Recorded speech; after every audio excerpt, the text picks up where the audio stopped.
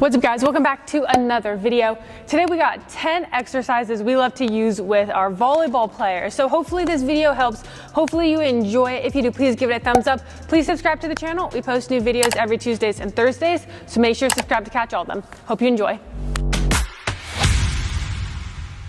All right, an exercise that I really love right now is gonna be an iso decel step down. So you're gonna stand up on a bench, you could do a box, whatever you want. You're gonna get down here, so quite low, and then you're gonna step. So this knee is keeping the exact same position, and we're just working through that leg. I love this exercise because it obviously trains the lower body. Really great for knee health.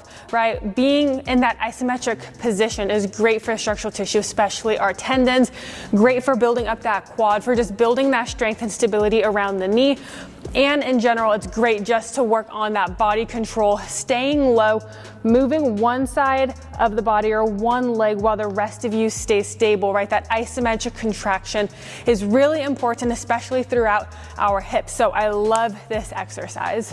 Second exercise, we are going gliders. This is a great option to work on protecting the hamstrings, right? In volleyball, sometimes we can get into some really interesting positions, moving really quickly, and it's not always going to be ideal position. So we want to make sure that we're structurally sound and that we are training our body to be able to handle these positions that we put them into, right? Especially with the hamstring, something that is typically, easier or more prone to an injury, especially when it gets out of position, right? So we know when we're sprinting, if our foot gets a little bit ahead and we're not striking the ground under our hip, it gets out ahead. Poor lumbopelvic positioning, we can increase our risk of a hamstring. Same thing, right? We see it all the time. If you're just going to step and it's all kind of weird and all that pressure on the hamstring. So this is a great exercise that we can use to strengthen the hamstring in those lengthened positions, in those not advantageous positions. So this is the leg that's working. I'm gonna slide my foot back, really lengthen that hamstring, and then drive it up. So it's all through the hamstring, all through the glute. Make sure you don't bend that knee, right? Notice how I keep that angle open. I'm not doing a reverse lunge with it. Big, stretch it out, hold it for a sec, and then pull it up. That's a great way. Just work that structure of the hamstring, that ability to lengthen. Number 3. This one is more of a preventative exercise, or if you do have some shoulder pain, I love this exercise to kind of work on that, especially if that pain is, kind of on the top of your shoulder. So what we're gonna do is you're gonna get onto a wall, and then from here, you're just gonna push and you're just gonna hold this position. 10, 15, 20 seconds, however long you can go for, but working on this isometric contraction, working on that shoulder right there. This one helps a lot. I know this is a video for volleyball, but we use this a lot with our tennis athletes as well. Pretty much a lot of overhead athletes who are prone to shoulder pain, especially from that swing motion. Hitting something like this can kind of just help to alleviate that pain a little bit. Make sure we're not rounded here. Get big chest, right? Just really focus. You can alter your angles too. You can move your feet out more. You can have them in more. You can alter the position of your arm. But something like that is a great way, like I said, if you're feeling that shoulder pain, or if you just want to warm up with this exercise right here before your workout starts, I recommend it. Next up, we are gonna go a barbell reverse lunge. I think I've been putting this in every single one of our videos for exercises that I love. But dude, this is just such a great exercise. I like to use a foam pad when I go, so I have something to put my knee on, but you also don't have to use a foam pad. But very simple, just your typical reverse lunge, driving out of it, light tap. Woo. Make sure you're not bouncing too hard off the foam pad, right? It's just for a light tap. So as I'm going, just that tap and then drive up, right? It's not like a cheat your way up type of thing. But especially with the reverse lunge, the way that I like to do it is in the correct way, in my opinion. Front leg is working, right? This back leg is stability, but I'm driving through this leg, driving my hips through, right? I'm not trying to get here, and I'm not pushing off this back leg, like obviously a little bit, but it's not that leg propelling me forward. I like to focus on that front leg working. So you can obviously go dumbbell if you're not at the barbell level yet, safety bar, whatever you want to do, but getting in your reverse lunges, fantastic for the lower body. Next up, we are going to go a lateral split squat decel. So we're going to get up on top of a box. You definitely don't have to start this high. I recommend actually starting way lower. I'm just going to jump this high. Drop off to the side. I'm going to land in a split stance, right? So here, boom, drop. As you notice, when I drop down, I'm trying to stop myself in this position, right? I don't want my knee to drop into hit. I want to be able to lengthen and to stop in that position. So I love this exercise for a couple of reasons. Number one, when we add a drop, it increases the acceleration, which in turn increases the force. So we don't necessarily have to add mass only to increase force, right? We can also increase acceleration. So when we're dropping from a height, that's what does that, right? When we're playing volleyball, we don't have added mass. We're working with our body weight. So in order to increase force, I like altering the acceleration of the movement. So I recommend not starting this high, right? Start lower, start with an 18 or even a 12. And when you get good there, then you can go up slowly. But this is a very difficult exercise. And if you don't have a base level of strength, honestly, hold on and don't start with this, right? You can start by dropping like more into a square stance to start before you go a split stance or a split squat. So instead of what I did the first time, you're gonna be here, boom, and you're just gonna drop. You can even go like forward, not to the side how I went, but I like I said, altering that acceleration portion of it. When we are jumping too, right, especially that load position, how fast can we lengthen and then can we contract out of it? So this is training our body to be able to lengthen really well to handle more loads in that lengthened position, and then we supplement with other exercises, or eventually we get this exercise into a jump out of the land to work on that stretch contraction. So this is just that base level. Also too, for athletes who are more prone to knee injuries and stuff like that, this is great to work on the stability of the knees, strengthening the knees. We incorporate this a lot with our rehab, especially with like ACLs, for example. I make sure all of our athletes can jump and drop from a height, because by increasing that acceleration and that demand on the lower body, it teaches so much control. So great exercise. Number 6, we are going a barbell split jerk. I love utilizing split jerks, especially for my overhead athletes, right? Especially for like our throwers, like shot put, discus. But I think that there's a lot of benefit to doing a split jerk with volleyball. I think it takes a lot of strength, trunk control. Obviously you're utilizing the lower body, but the upper body as well to push the bar up over your head to lock it out, right? It takes a lot of that shoulder strength, that rotator cuff strength, shoulder stability as well to be able to be here and to be strong, right? If this is uncomfortable and if doing an overhead movement kind of hurts, I am a fan of overhead pressing with my overhead athletes. I think it's very important for that structural soundness, the strength, the stability of the shoulder joint. However, it is uncomfortable for some if they've had a lot of injuries, yada, yada. You can always go landmine, right? A landmine split jerk is a great option as well. But the reason I chose, because if you watch this channel, you know how much I love Olympic lifting, especially hang cleans. Those are like chef's kiss. But I chose split jerk for volleyball because sometimes hang cleans, I don't want anything to bother the wrists of my athletes, right? Same thing with some of my baseball players. I'll have them do a different type of Olympic lift versus a hang clean if it does kind of bother the wrists during that catch. So with this one, I love it. And if we want to keep talking about the wrists, even as we lock it out, you have to be strong through that wrist. So when you're blocking in volleyball and you're coming up here and you have to block, you have to be strong, right? You have to be able to handle that ball. When you're hitting, you have to be strong. Same thing with the lower body, right? You'll hear me say that everything has to travel through the foot and the ankle. So you're only as strong as your weakest link, jumping, sprinting.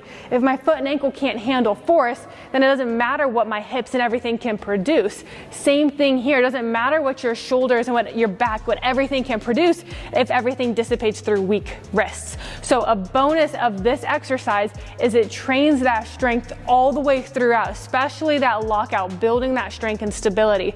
So hitting a split jerk is an amazing option for these overhead athletes. With us talking about shoulders, we're gonna hit another exercise that I love. This one's great. It's another isometric, so it's great to build that strength, that stability, great for the structural tissue. If you do have some shoulder problems or tightness, this is a great exercise as well. So we're gonna hold this kettlebell up here. So kind of that like waiters carry pretty much.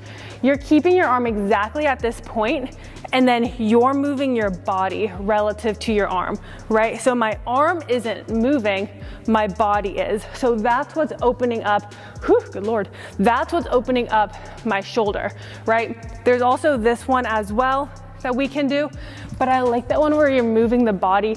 And when you do it, you're gonna feel that all throughout the shoulder and down here as well. This is a great exercise to build up that strength, that stability, as I've already mentioned. Start light with this.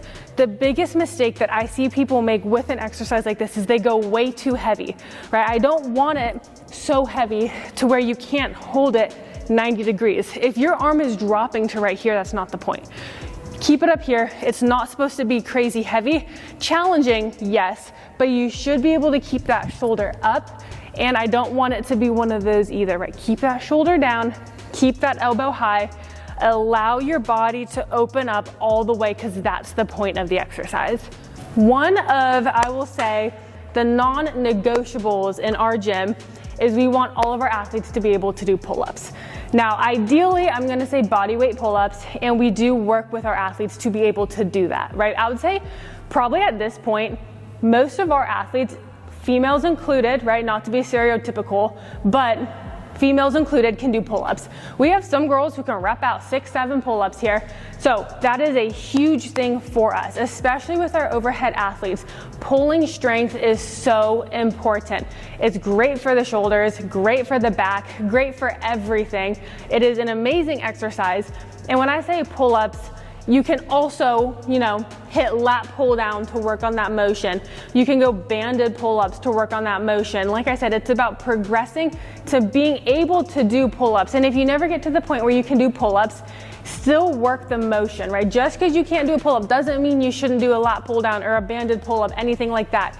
And I think another great thing is if you are working your way up, and let's say you can't even do banded pull-ups and you're just doing a lat pull down, I think it's really important to do exercises like a dead hang, for example, or even like negatives in order to help train that ability and still get the benefit of a pull-up on the shoulder, right? So for a dead hang, it's exactly what it is. You're just here holding on however long you can, training the hands, training the grip, training the body to decompress, the shoulders to hold. Negatives, we're just working that eccentric portion of a pull-up. So you can use a box to jump up, a bench, whatever you need, and then just slow and controlled on the way down. These are all great options, and these should all be in your training program. Number 9, we are gonna go a Zercher lateral lunge. This is another one of my absolute favorite exercises. I love training in the frontal plane. I love lateral lunges, and I love this Zercher variation. So essentially, you're holding the bar in your elbows. It's a little uncomfortable when you first start, but you get used to it very quickly. So from here, you're just hitting your typical lateral lunge, just holding the bar right here. Okay, nothing much to it. What I love about this exercise though is the requirements for trunk control. You have to be very strong when you do it. Being able to hold it up too requires effort from the upper body. I still love like a barbell on the back, but this is just a great way. Sometimes it can be a little awkward doing like a front loaded lateral lunge, but by going a Zercher, it takes that away. And I love the position it puts your upper body in. Being able to just get that deep position, to come a little bit forward and to have that load. I think it's an amazing option for lateral movements. So give it a shot. And if you can't hold the bar yet, start with the goblet load right here, and just work your way up to the point where you can do the bar. If you have like a 30 pound, 35 pound bar, you can start with that. But just training that ability to utilize this exercise. Obviously, lateral lunges are so important for the lower body, working on also that adductor, that mobility, obviously the strength throughout it all. I'm not gonna list all the benefits, but this is a really good variation that I highly recommend you work towards. Last exercise, we are gonna go a deficit calf raise. So if you have a machine that can do this, then I actually recommend using a standing calf machine, because you can also load it up really freaking heavy. We don't have a standing calf machine, so what we do is we just stack 2 plates.